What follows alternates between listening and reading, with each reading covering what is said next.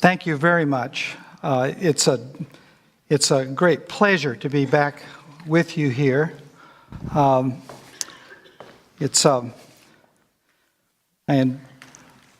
I even somebody even told me they were here to hear this again. I said, well, I'm not sure that that must deserve a special star in your crown or something. I am back at Wesley again now. I retired and was retired for 3 years from being professor of Old Testament and the dean at Wesley. And this summer, the current dean had to step down for health reasons. And so I got a phone call in July from the president of Wesley saying that school's about to start in a month and we just lost our dean. Could you come out of retirement and be the dean again? So I'm in the middle of my 1 year serving as dean again. I like to tell my friends I'm now the Lazarus of theological education.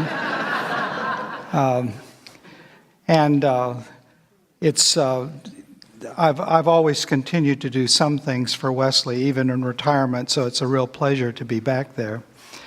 So I think we were already talking about this session here at Flores before I knew I would be working full-time again as dean. So things lately, I've had a kind of an unusual schedule because I was also scheduled to teach for the Methodist Seminary in Moscow on the second week of January, and because of President Putin's policies, the seminary was forced to move the courses out of Russia and to the Ukraine, and that changed the date. So I just got back Sunday night from teaching a week in the Ukraine, where it was on the morning I left for the airport at 4 a.m., the bank next to the hotel said it was minus 32 centigrade, which they tell me translates into 25 below zero Fahrenheit. So on a balmy day like this, I just feel like I'm practically in the summer. So it's great to be with you again. My whole purpose in this session, tell you just briefly how this originated. Part of my responsibility at Wesley was to teach the introductory Hebrew Bible course, which goes for a whole year. And then at the end of the year, I got to feeling the need to sort of kind of summarize the journey we had been on. And so I began to draw this diagram on the board, which developed over the years. And that session sort of took on a life of its own. And by the time I retired from Wesley, whenever I would do that session, extra people would show up in the room standing around the edge of the hall. And that was when several people, including people who came over from Flores and heard me do that at Wesley, said, you've got to start doing this in churches. So now in retirement, I've ended up doing this as a separate program. I take a little longer to do it as a separate program because you all haven't had a year-long course first that I can summarize. I used to hold off passing out the diagram itself until the end of the session so that you wouldn't be so busy looking at it like this that you would not be watching what I'm doing. And but everything evolves a little bit as I do this number of different times. I end up adding little things to it.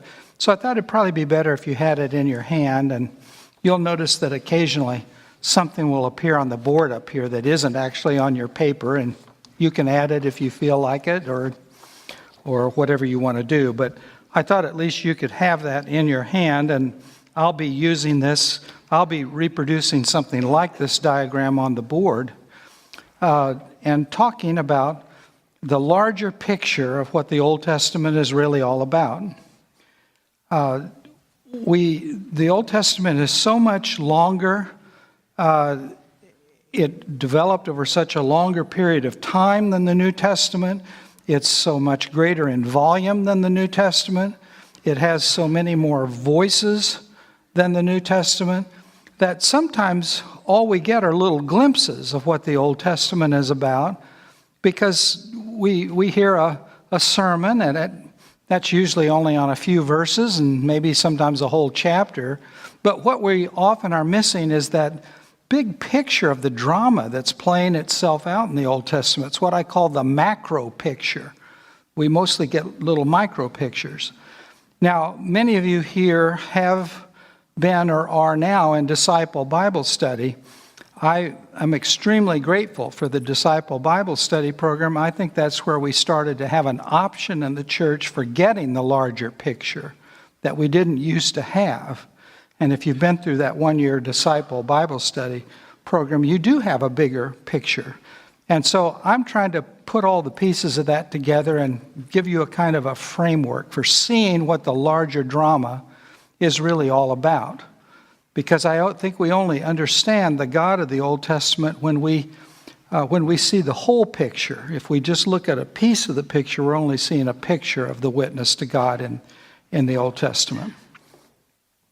Now, the diagram starts with creation. I always thought it was a really good plan to start the Old Testament by saying, in the beginning. It seems like a really good way to begin. But there's more going on there than just the fact that it comes chronologically first as you think about the unfolding story of God's engagement with the world. God created the world, but we also are starting with the most universal picture of God in the entire Old Testament. We are not going to narrow down to the story of God's people until a little later. I think it's very important to those who gave us the final edited version of the Old Testament that we encounter the God who is God of all that is before we encounter the God of our own story. A phrase I like to use is that God's story is always larger than our story. We're tempted to think that our story encompasses everything that God is. But God's story is always larger than our story, and creation is a theme right at the beginning that reminds us of that. That God's intention was to create an entire world that he could be in relationship to. And so, at the beginning of the book of Genesis, there are actually two witnesses to who that creator God is. Sometimes I like to say we have two snapshots of God the creator, and we need them both for a full picture. In Genesis 1, God says, "Let there be light," and there was light. So that we have creation by the Word, and the very first thing created is light. The picture of God that this underlines is a God of sovereign power. This God brings new dimensions of creation into being simply by the divine command. God doesn't make anything or fashion anything or do anything in this first witness to creation. And the God of Genesis 1 is the only person on stage during the whole chapter. We don't have characters and plot like a story. We instead have a framework of the 6 days and repeating formulas on those 6 days. And God said, "Let there be," and there was. And God saw whatever it was created, and it was good. And God, and it was evening, and it was morning, day one.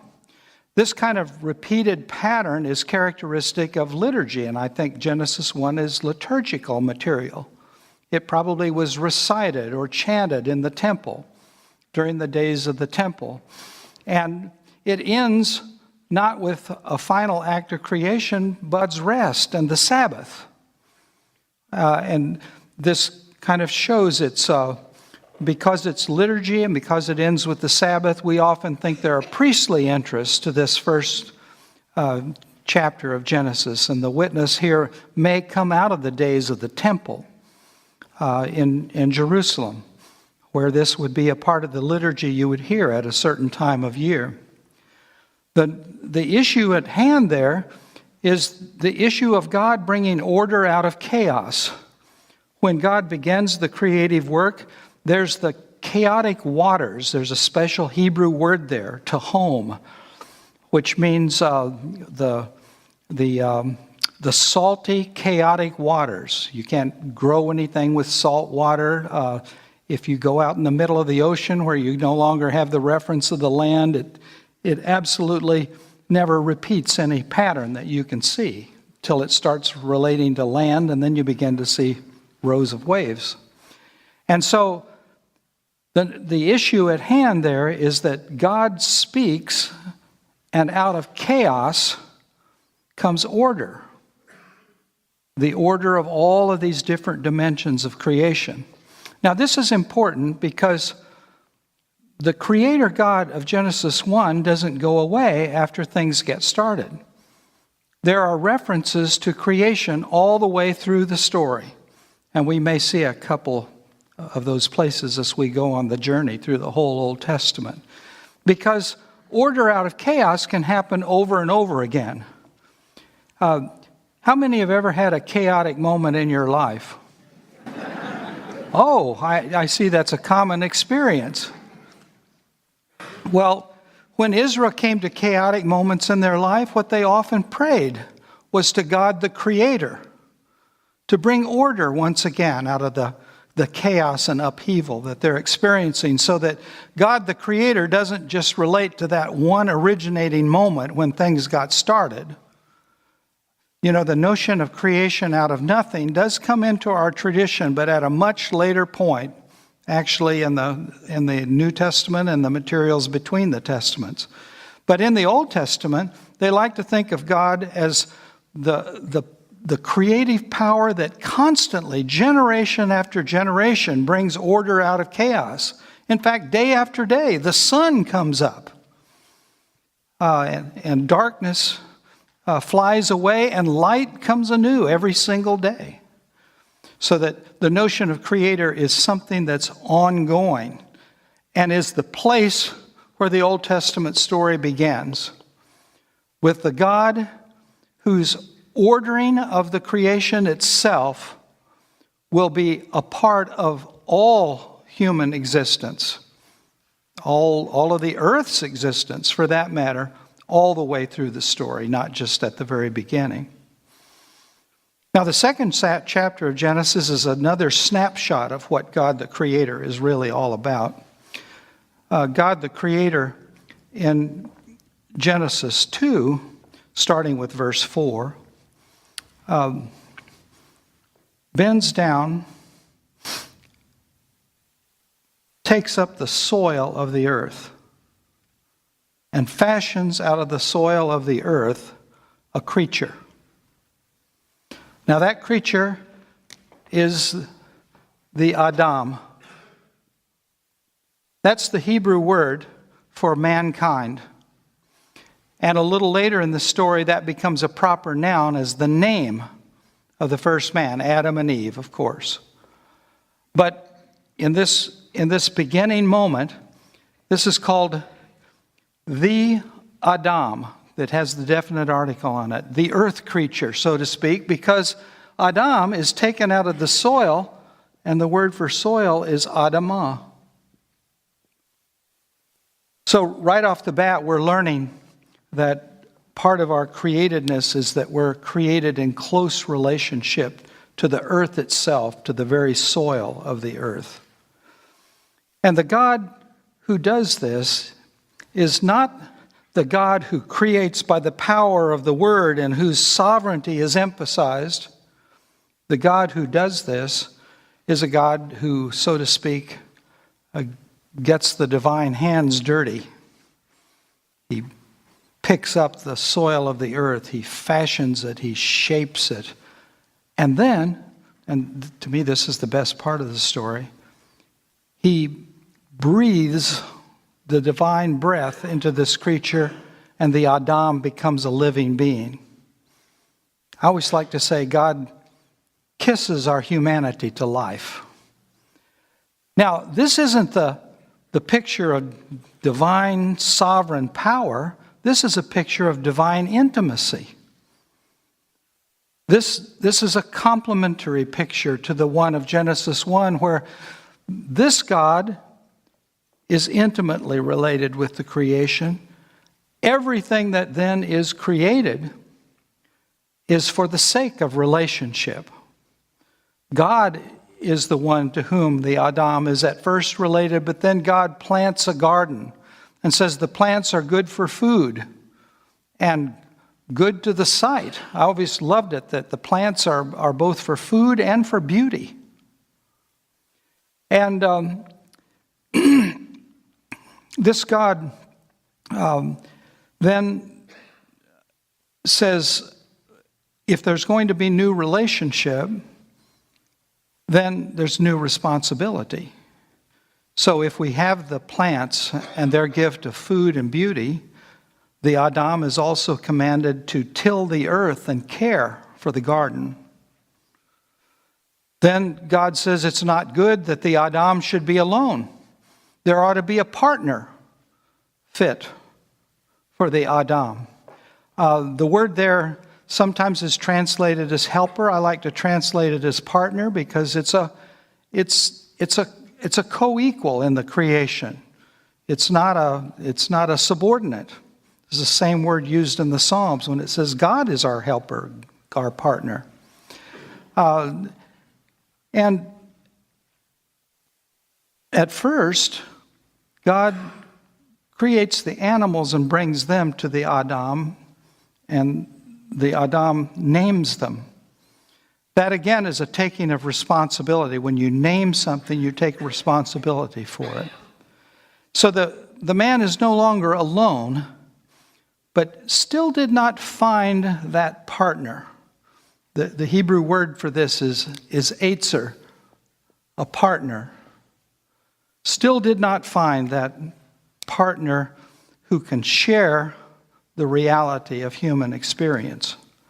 And so, instead of starting all over again with another scoop of soil from the earth or another creature to be created, God instead causes a deep sleep to fall on the Adam and divides the first creature into two. The traditional word is that God took a rib from Adam. The Hebrew word actually doesn't mean rib. It means any inner part. But God took a part of the one creature and fashioned another. And when the Adam awakes, he sees this other creature and suddenly recognizes both the differences and the oneness at the same time. He sings a song. He said, Here is one taken out of my own existence, bone of my bone, flesh of my flesh. I will call her Isha because out of Ish she was taken. So instead of Adam, the terms changed to two Hebrew words for man and woman.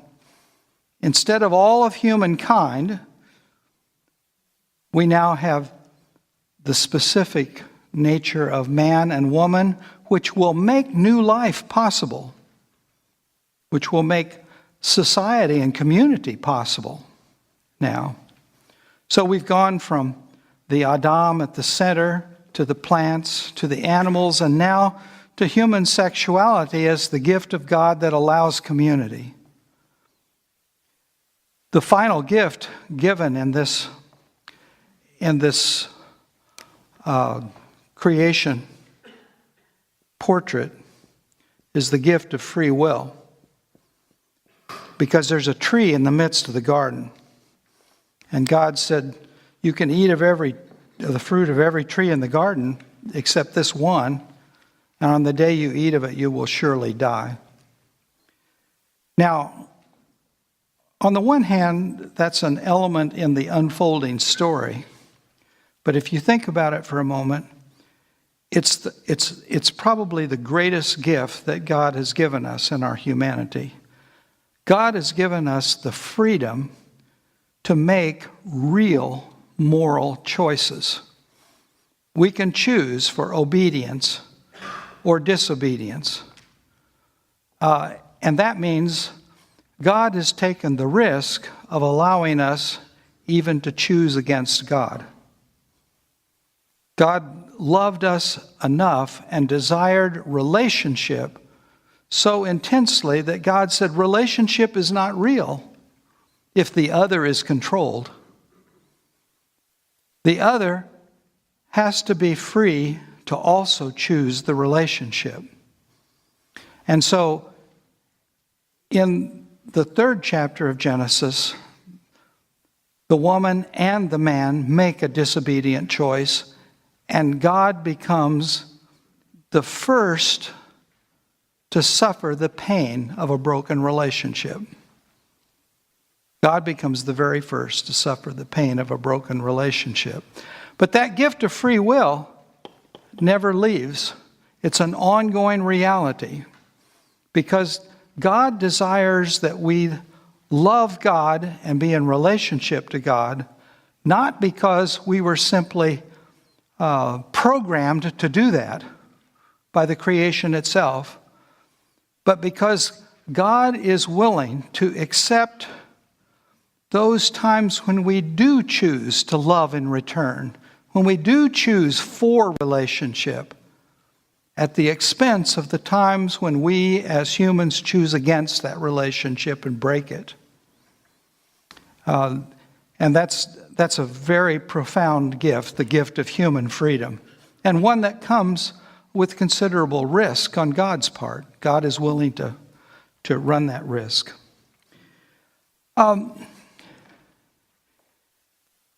Throughout the early chapters of Genesis,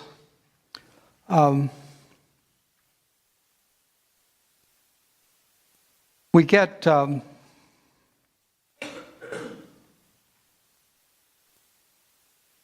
escalation of sin.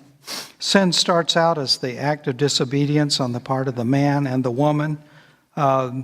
Those are acts of individual responsibility. They each make a disobedient choice. They each have to suffer the consequences of it.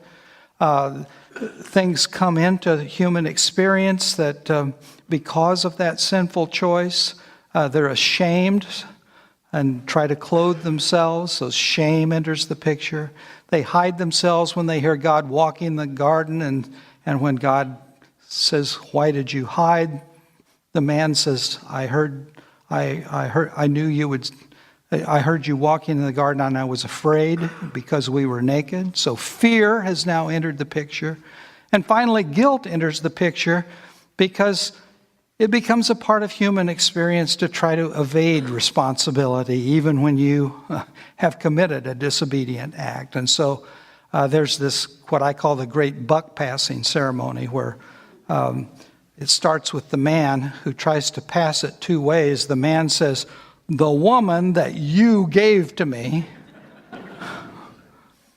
The woman says, "There was a serpent." It doesn't record what the serpent said. I suppose it was something like,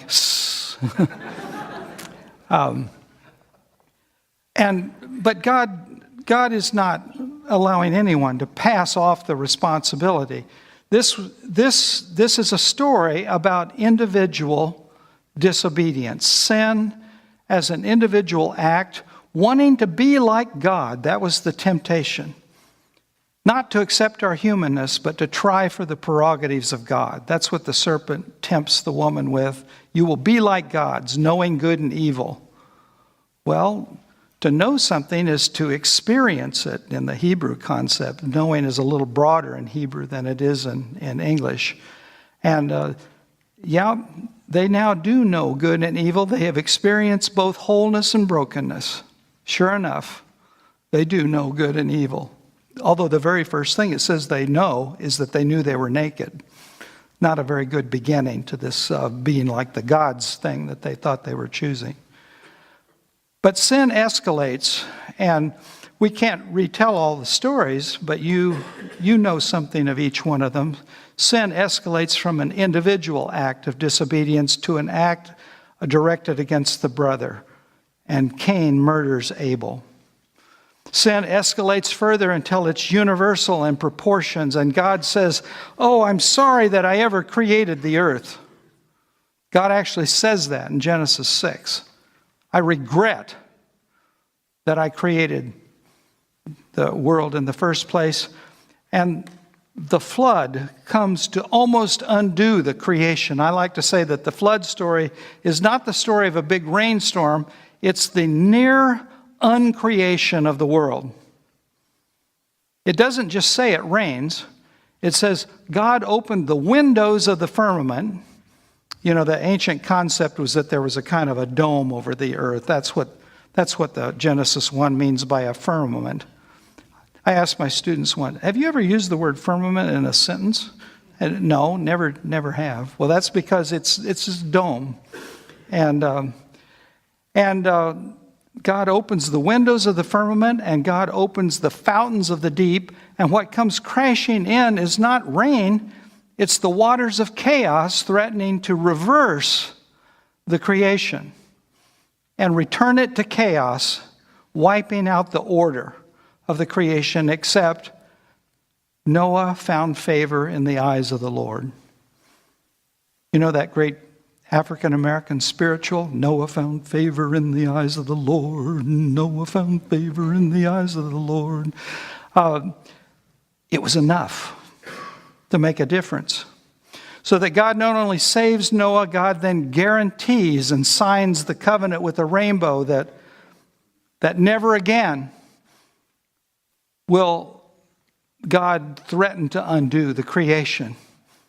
We'll be able to count on the seasons, the summer, the winter, the snows, the spring times, the rising of the sun every day.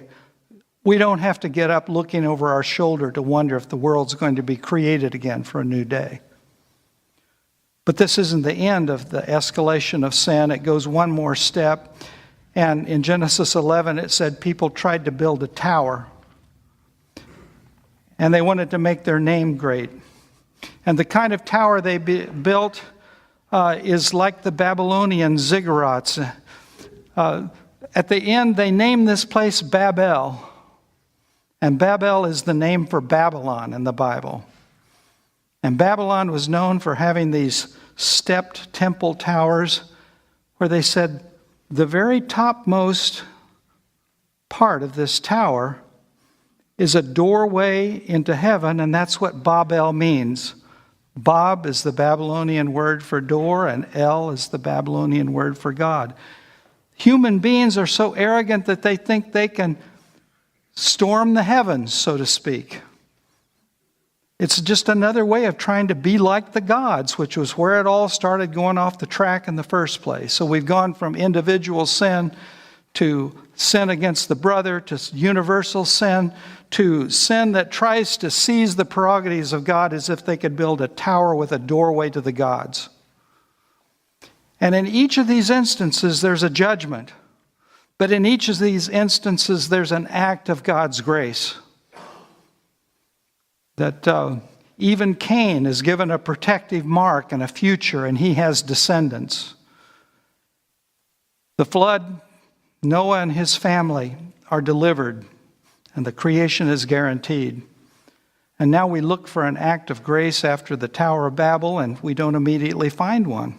It's kind of like coming to Friday on the soap opera. You can kind of hear the voiceover saying, "Is God's grace finally exhausted? If not, what new form will God's grace take?"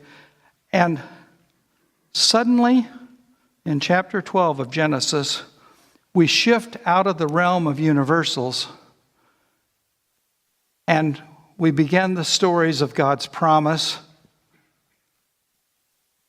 to Abraham and Sarah, and out of that promise is going to become a people. We're all, in a sense, we're all the children of Abraham. We're still the children of the promise. The promise is given first to Abraham. And Abraham, by and large, is a person of great virtue and righteousness. And the promise to Abraham is, leave your country and your kindred